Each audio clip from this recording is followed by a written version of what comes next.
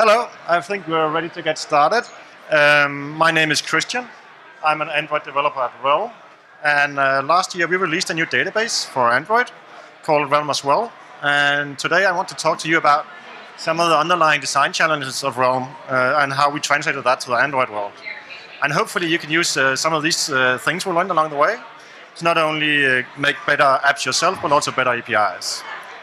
But before we get started with the details, you might be wondering to yourself, why do we even need a new database? We have SQLite, right? And it's shipped with Android, and we have native support in the APIs. So why do we even need a new database? And to answer that question, I have a little story I want to tell you. Basically, it was the last app I worked on, where we had this requirement that all our data had to be available, both online and offline as well. So at that time, the most sensible choice was, of course, to store all that data in SQLite. So we did that, and as you probably know, SQLite is a relational database. So that means that all our data is basically tables. So we created all these tables for our data, and it worked fine. Then we started working on this app, and we suddenly started to discover that there was duplicated data around the system. And duplicated data, we really don't like that, right? Because it's just a lot of extra work we have to do to maintain that. So we had to remove this. But fortunately, that's quite easy in a relational system because there are well-defined rules to do that. And those rules are basically called normalization. So what we did was that we stripped out all the duplicated data and moved that into the separate tables and removed the duplicated data. And that basically just meant that we added a few extra tables, and that was fine, and then we could continue working. However, our data model was quite big, and we had a lot of many-to-many relations in our data model, and that is actually quite hard. So yeah, is it better? So we had a lot of many-to-many relations in our data model, and that was actually quite hard to express in a relational system. Because the only way you can actually do that in a relational database like SQLite is actually to add more tables. So that was what you had to do, right? We just added more mapping tables that could tell how these relationships worked. And while it wasn't, we could get that to work, we have done that before, so we knew how it worked.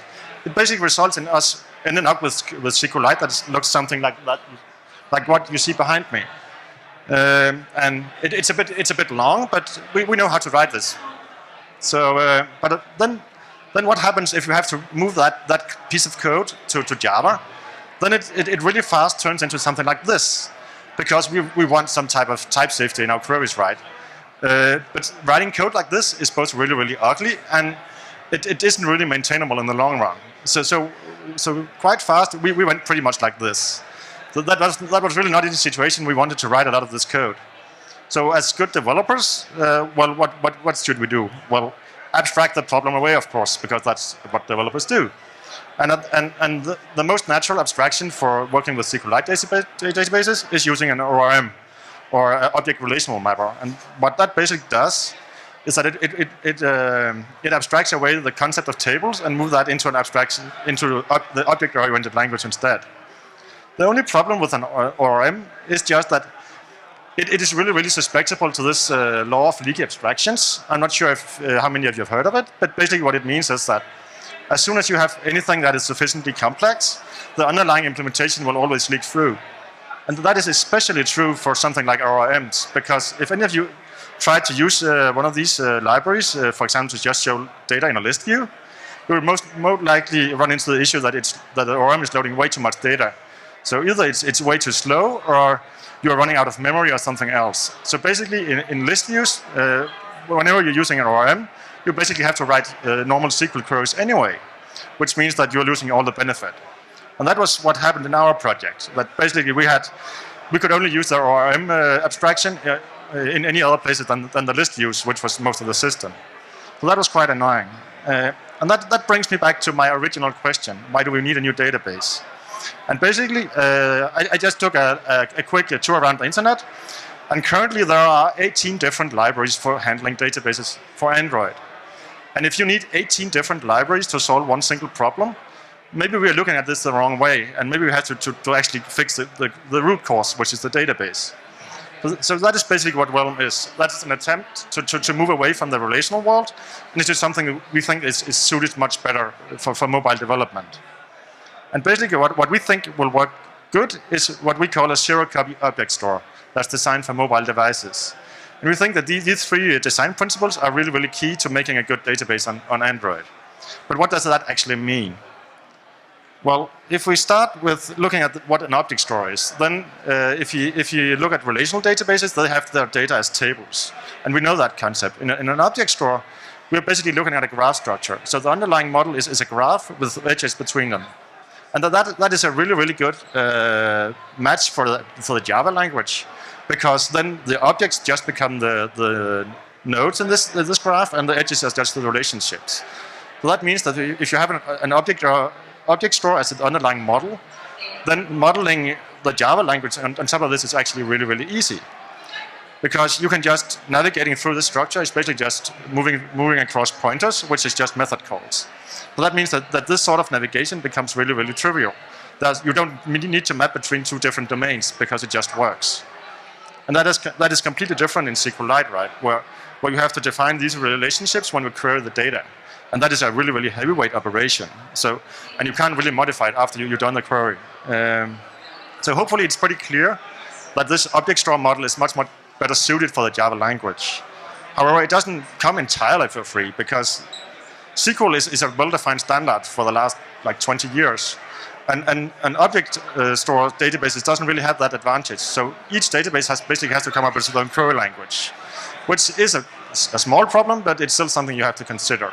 And at the same time, we don't really have the big backlog of other tools that work with SQL databases, right? We can't just pick any tools from the shelf and use that on an object store database, because those sort of tools wouldn't know how to talk to the database. And that brings us to zero copy and what that is. And basically the idea is that you want to avoid having to copy your data in memory from one place to another, because having to copy data, that basically means that you're wasting CPU cycles and you're wasting memory. And both of these are pretty scarce resources on Android, right? That is something we really want to avoid. And that is actually, we already have examples of these zero-copy APIs on Android today. For example, the cursor adapter, if any of you used that. Basically the cursor is the abstraction around your data, and your data is only stored in native memory, and you only get it when you actually ask for it. It isn't actually stored in the Java heap, which is a huge advantage. You might not like the API because that is quite horrible to work with, but you get the benefits of speed at least. Another example recently made famous by Facebook is actually the flat buffers library from Google, which is also a zero-copy approach, because basically what that does is it stores the JSON data in a byte array, and then you can specify a schema on this JSON, and the flat buffer compiler will then generate some nice-looking API on top of that, which you can interact with. That is basically what you see here on the right. That is the top-level API that you were working with, but the low-level API is defined by the flat buffer compiler on the left, and that is not something you have to write. That's something the compiler writes for you. And that approach that flat buffers here is taking is basically what Realm is doing as well. What we want to do is basically to give you the idea that you're working with normal objects, but instead of having your data stored in different locations in memory in the Java heap, we basically want to store all that data in one location in the native memory. And that gives us the benefit that your objects in Java they're just lightweight objects. That basically is just a pointer to your underlying data. And that's compared to an ORM, which all the time will have to copy all that data from native to Java memory, which takes a long time if you're not really interested in accessing all that data. And at the same time, if you're querying the same data multiple times in an ORM, you will get multiple copies, and these copies can drift out of data, right? So one might contain old data and one might contain new data, and if you're not really careful, you might end up in real bad situations in how you interact with your data. And the best thing about this is that you don't really have to sacrifice the API to accomplish this. What we're doing at Realm is basically to create what is called a proxy class. And that proxy class just extends your normal model classes. And if you do that, then the Java type system actually helps us. So we can just create a normal Java object, and then convert it to one of the proxy classes and still maintain the same type. That is what you see here with the copy to realm method, right? It just takes your standard Java object and then converts that to a proxy object. So it just takes the data and puts it into native memory. And we also have methods for like creating these proxy objects themselves from the get-go. And it's also really helpful when you think about query results, for example. That's the bottom part up here, where you can see that basically we're just looking at what looks like a list, but underneath the hood, we're actually just accessing the native memory through the list interface. So you can see that we're actually getting all the nice benefits of the Java APIs, but still hooking into the native memory underneath the hood. And last, we basically wanted to design this for mobile platforms. I won't go into much details with this, but basically we are using what is called memory map files, and that is just a feature of the kernel, which allows us to minimize I/O overhead, which makes for much faster reads and writes. And we have a custom C++ core, which basically allows us you can write data on, for example, iOS, and then read it again on Android, and vice versa. And we're using something called B+ trees as our internal data structure. And basically what that does, it is a good data structure for modern CPUs because it allows for much faster reads and writes. And then we are what is called a column-oriented database. And basically what that means is that we store our data in columns instead of rows. And that has the benefit that we are actually it's possible for us to make really fast queries at the expense of having a bit slower writes. But we think that is a really good trade-off on mobile, where what we are doing most of the time is actually showing stuff to the user. We are not writing as much data, right?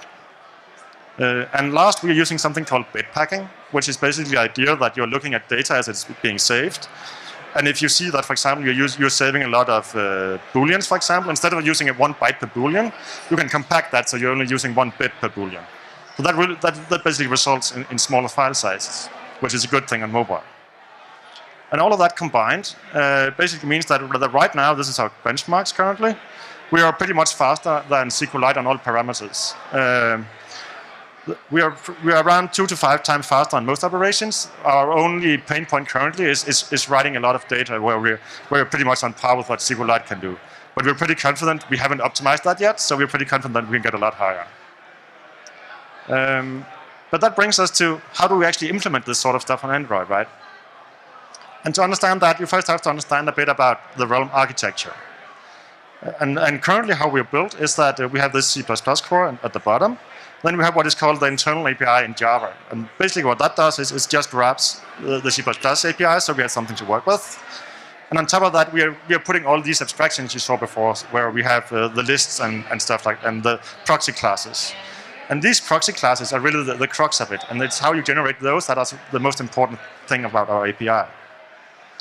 And if you look at how we're going to do that, then you have to, if you look at how you normally use Podio objects in Java, well, normally you will just have private fields to not expose your internal representation, right?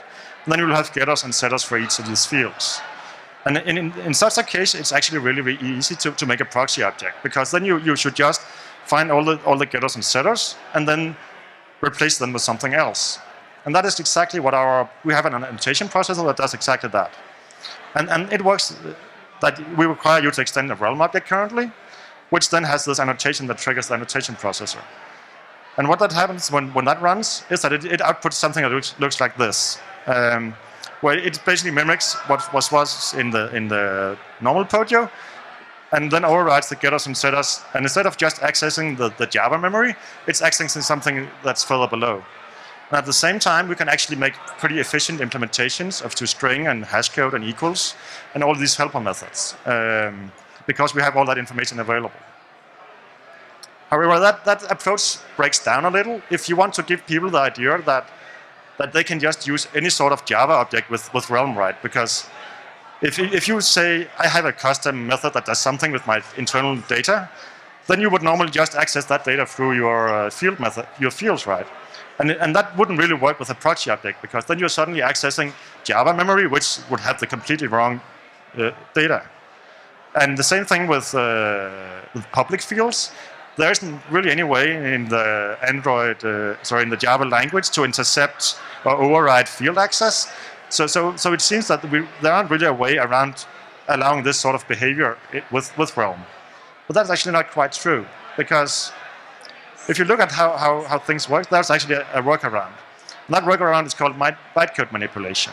And the way it basically works is that if we allow a custom Gradle plugin in the build process, then we can actually inject a completely new step. After you compile all your classes, we can look at all the bytecode, and then we can actually replace all your field access. We can replace that with getters and setters. And that is exactly what we're doing. And in order to do that, we're using a plugin called Morpheus, which is basically allows Gradle to use a bytecode manipulation tool called Java Assist. Really, really easy. And the way it works is basically that when this runs, we're looking at what fields there are in your class. And then we're basically generating one getter and setter per field, and that is completely hidden for the user. They won't see this code in the class files. And then we're leveraging something from Java Assist called join points. And basically, what that means is that is rules for defining where you want to manipulate the bytecode. And that is, in here, it's really, really easy to say, I want to find all the places where you're accessing this specific field. And then we're just replacing all these instances with our custom getters and setters we just created. And that actually means that if we're doing this, then our proxy classes can actually do their work correctly. Because then our proxy classes will just override the getters and setters we just created. And then we can actually give people the illusion that they're working with normal Java objects, while in fact they're accessing data from the native memory instead. But this doesn't come entirely for free. Right now we have to create two new methods in your standard class, and we have to create the getters and setters as well in the proxy classes. And that basically means that we're having 4 extra methods per field you have in your model class, which might seem like a lot, but because the data layer in any app is usually the smallest part of it, right? It doesn't really amount to that much. So currently our library is around 1,700 methods, and if you add a reasonable sized project, you're probably around 2,000. And that's not the biggest that's not the biggest library out there, but it's not the smallest either. So, and we think it's okay. And that brings me to consistency and how is that impacted by this zero copy approach. And when we talk about consistency in databases, we're normally talking about the ACID guarantees, right? And basically what that means is that it basically means that the database is always in a valid state. So when you have a transaction, after the transaction, the database is still valid. But that is not really the sort of guarantee we're interested in as app developers, right? Of course, it's important, but it's not what matters to us. What matters to us is basically what I call UI consistency. And what that means is that if you have something that is writing to the database, you don't want to end up in a situation where one fragment is showing new data and one fragment is showing old data. Because while it might not be the biggest problems in some apps, in apps with financial data, medical data, this is actually really important. So showing consistent data is a really, really important property. And this is already possible today with current Java APIs, Android APIs, right? You just have to learn about loaders and content URIs and content observers and content providers. And if you know all this stuff, well, then it's fairly easy. You just implement a content provider, which is a lot of boilerplate. Then that content provider exposes what is called content URIs. Then you let your fragments implement the loader API. And those loaders can then load the data from the content provider. And then when something updates the content provider can then notify the fragments, and they can load the data again. So it's a really, really horrible and complex workflow, and it really doesn't have to be that complex, right? There really should be a more easy way to do this.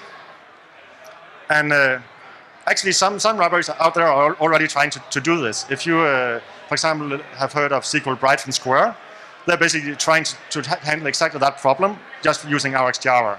And it seems to be working okay. However, Realm is taking a slightly different approach. And that approach is used because Realm is what is called a multi-version concurrency control database. And that basically means that unlike SQLite, we can have multiple read transactions at the same time. So read transactions don't block each other in Realm.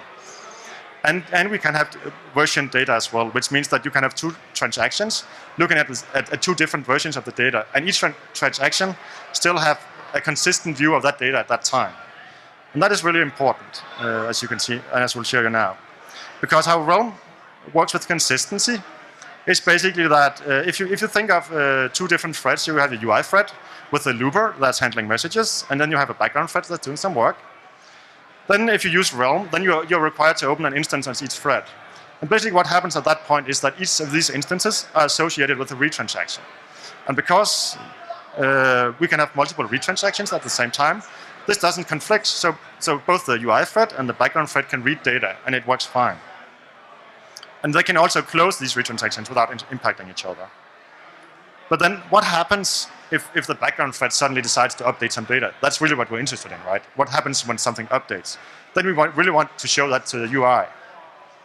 And if we, at that exact point, told the UI, hey, something changed, maybe you should update, then what would probably happen is that the UI was executing some code at that time, and then suddenly the data would change. So if we were in the middle of some calculation, that calculation would be completely wrong. So we can't really have that, right? So what we're doing instead is we're using the message, the looper and the handler from Android, and then we're basically telling all looper threads, hey, something changed, and you should update as soon as possible. And when that happens, then Realm can it can then, because at these well-defined points in time where the looper is handling the next message, we can basically just update the transaction at that time to the new version, and then tell any listeners, hey, something changed on this thread, so now you should invalidate your views. And that basically means that at this point, handling new versions in Realm is basically just listening for this unchanged listener, because you know when that's called, then your thread or your transaction has been updated to the newest version. So instead of then going through all this complicated workflow of loading data again and waiting for spinners and stuff like that, then we can just invalidate views because of our proxy behavior, because your Java objects are still the same, right? So what you're just waiting for is you should just redraw the UI, and everything would actually be consistent again. And this brings us to where Realm is today. And Realm right now, we are still in beta, so we are moving towards 1.0. We are well above 500 million installations currently, which is pretty impressive and something we're well proud of. But we still have some hard problems to tackle in this regard, because this zero-copy approach conflicts with a lot of the native Android frameworks, like cursors that has to work across processes. And a lot of framework classes require you to move objects between threads. And that doesn't really work well with the approach Realm has, because we require this read transaction in each thread. And also the parsable interface requires you to serialize data, which doesn't really work well with transactions either. So that's something we have to figure out. But yeah, that's pretty much it. We are hiring, by the way, so if any of you think that you want to make databases easy on Android, yeah, come see me afterwards. But yeah, questions?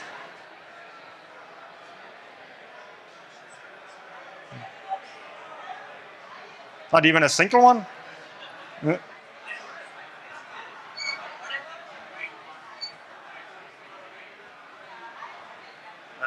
So basically, you are asking about write conflicts, right? As I showed you, there can't really be write conflicts in this case, because writes are blocking. So that means that if you have one thread that is writing, all other write transactions are blocked on other threads.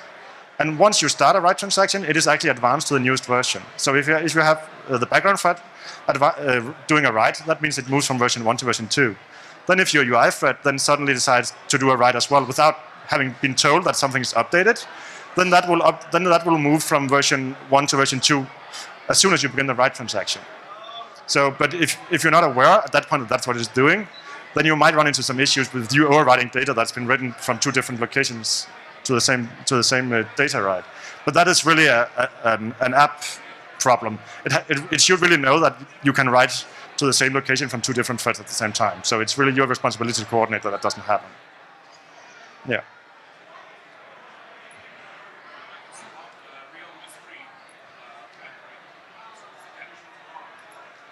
So you were asking what that Realm is free and what's the catch is.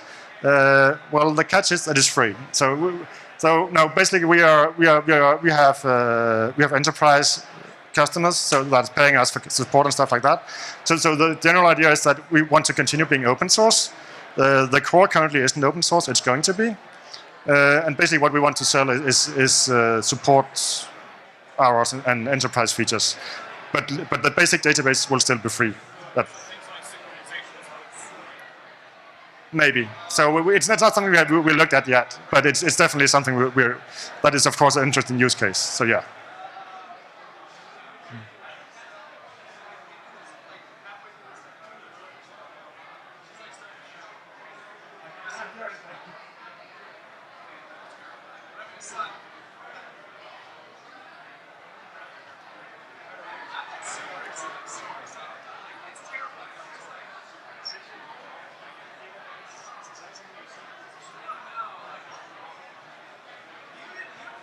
So the question was if we are pursuing anything about the synchronization with the backend.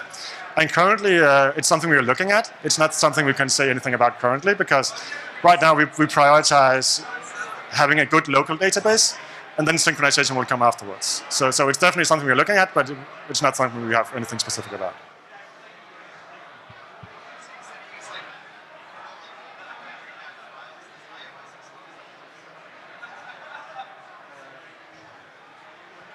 So yeah, the question is if iOS is doing memory map files as well, and yeah, it is. It's working exactly the same way. So the underlying C++ core is exactly the same. So what's happening there is the same across platforms.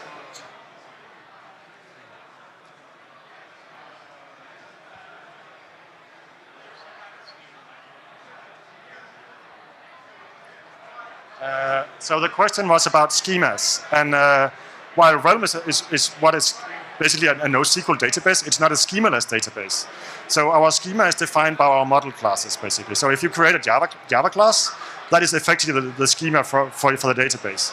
So that means that if you are writing a class in for example, Objective-C, then the corresponding Java class has to match the same thing. And it also means that you have to migrate your data if you change your classes. But yeah.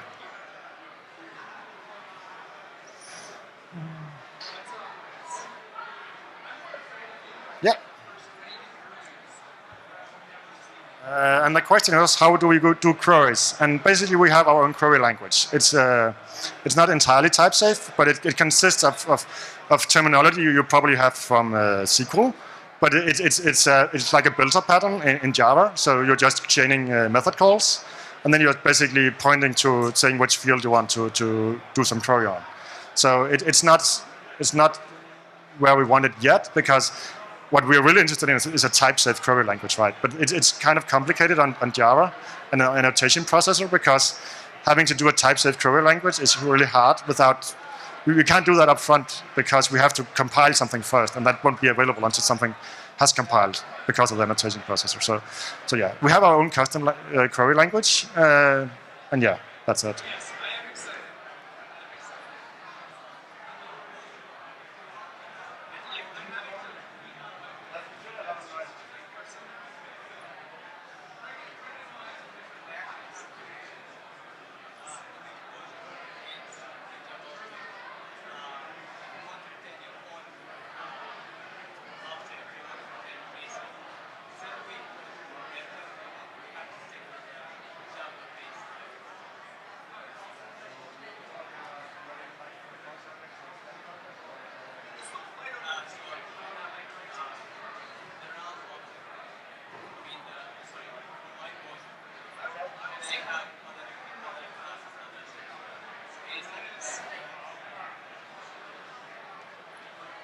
So basically, the question was if we interop with basic Java types that we don't support, and the question is no, we don't do that because we have to be a cross-platform database. So that means that any type we want to save in Realm has to work on other platforms as well. And that right now we basically support all the basic types, but we're not really supporting any of the standard Java types like point or I don't know URL or something like that. It's probably something that we want to add at some point, but it's not at least not in the first version here. So, because we have to find a corresponding concept on the other platforms. So, yeah.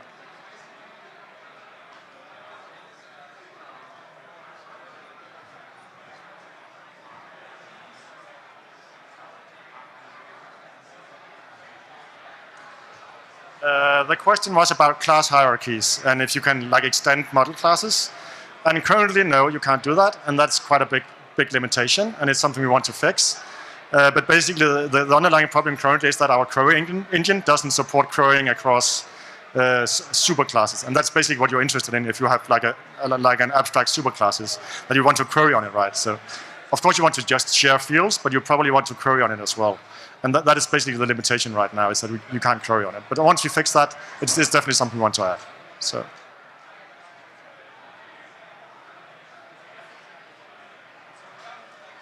Okay, but if there are no further questions, thank you for coming.